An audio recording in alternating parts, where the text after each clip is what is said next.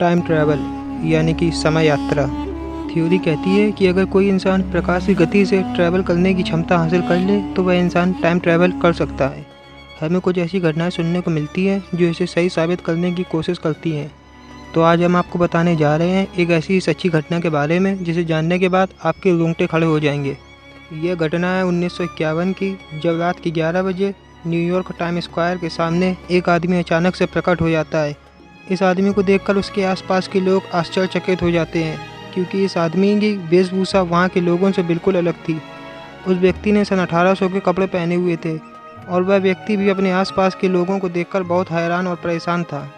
वह अपने आसपास की चीज़ों को इस तरह से देख रहा था जैसे मानो कि वह अलग ही दुनिया में आ गया हो। इससे पहले कि वह कुछ बोल या समझ पाए, एक तेज़ी से आती हुई टैक्सी ने उसे टक्कर मार दी और इस दुर्घटना में उस व्यक्ति की मौत हो गई। इसके बाद उस व्यक्ति की लाश को पोस्टमार्टम के लिए भेज दिया गया। जब उस व्यक्ति की तलाशी ली गई तो उसके पास से बहुत आश्चर्यचकित कर देने वाली चीज़ें मिली।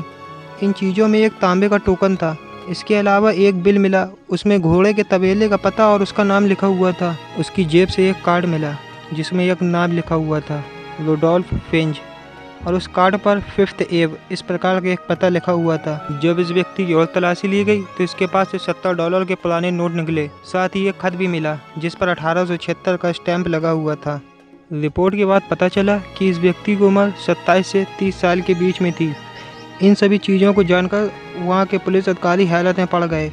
इसके बाद यह केस न्यूयॉर्क पुलिस से इन्वेस्टिगेशन के लिए कैप्टन रिम को दिया गया। कैप्टन रिम न्यूयॉर्क में मिसिंग पर्सन डिपार्टमेंट में काम करते थे। कैप्टन रिम जल्द से जल्द अपने काम में लग गए। उन्होंने उस बिल और टोकन की मदद से जांच पड़ताल शुरू कर दी। कैप्टन रिम ने वहां के बुजुर्ग लोगों से बातचीत की, लेकिन उन्हें भी इन जगहों के बारे में कुछ खास मालूम नहीं था। लेकिन उस कार्ड पर जो एक ऑफिस का पता लिखा हुआ था वह 5th एव नाम का ऑफिस वास्तव में था, लेकिन वहाँ पर कोई रुडोल्फ फिंच नाम के व्यक्ति को नहीं जानता था। अब उसके पास से मिले बिजनेस कार्ड से उसे रुडोल्फ फिंच नाम से ही जाना जाने लगा। कुछ दिन बाद कैप्टन रिम को एक टेलीफोन डायरी मिली। इस टेलीफोन डायरी में एक नाम लिखा हुआ था, रुडोल्फ फिंच जूनियर, और यह टेलीफोन डायरी सन 1939 की थी। कैप्टन रिम जल्द से जल्द इस डायरी की सहायता से उस पते पर पहुंच गए। वहां जाकर उन्हें पता चला कि रुडोल्फ फिंच जूनियर की मौत तो 5 साल पहले ही हो चुकी है और उसकी विधवा पत्नी फ्लोरिडा में रहती है। जब कैप्टन रिम उसकी विधवा पत्नी के पास पहुंचे तो उसने कैप्टन रिम को बहुत ही चौंकाने वाली जानकारी दी। विधवा पत्नी ने उन्हें बताया कि रुडोल्फ फिंच ये व्यक्ति रुडोल्फ फिंच जूनियर के पिता थे, जो 29 साल की उम्र में 1876 में अचानक ही गायब हो गए थे। उन्होंने बताया कि रुडोल्फ फिंच एक दिन शाम को सड़क पर घूमने निकले थे। इसके बाद वह कभी वापस घर नहीं आए, न ही उन्हें इसके बाद किसी ने देखा।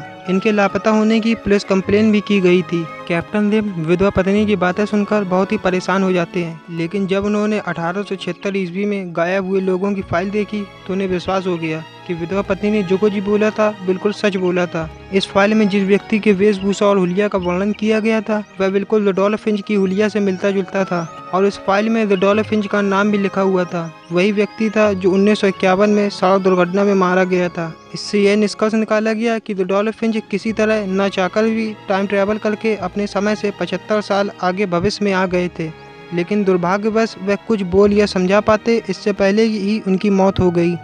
यह घटना अब तक की समय यात्रा की सबसे बड़ी घटना मानी जाती है। रुडोल्फ फिंच को तब से Rudolph Finch the time traveller के नाम से जाना जाता है। उम्मीद है आपको वीडियो पसंद आई होगी, तो वीडियो को लाइक कर देना, चैनल को सब्सक्राइब करके बेल आइकन प्रेस कर देना। मिलते हैं अगली वीडियो में।